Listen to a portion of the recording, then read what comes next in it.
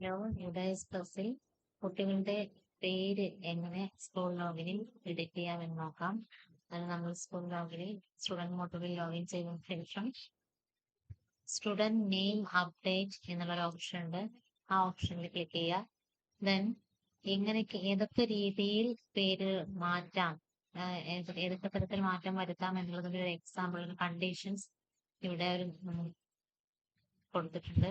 ഈ രീതിയിലുള്ള ചേഞ്ചസ് മാത്രമേ സ്കൂൾ ലെവൽ ലോഗിനിൽ നമുക്ക് അപ്ഡേറ്റ് ചെയ്യാൻ പറ്റുകയുള്ളൂ.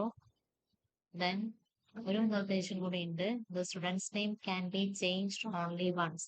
ഇനിയും കുട്ടികളുടെ പേര് ടൈപ്പ് ചെയ്യുമ്പോൾ തെറ്റ് വരുത്താതിരിക്കാൻ ശ്രദ്ധിക്കുക. കാരണം ഒരു തവണ മാത്രമേ നമുക്ക് ചേഞ്ച് ചെയ്യാൻ പറ്റുകയുള്ളൂ.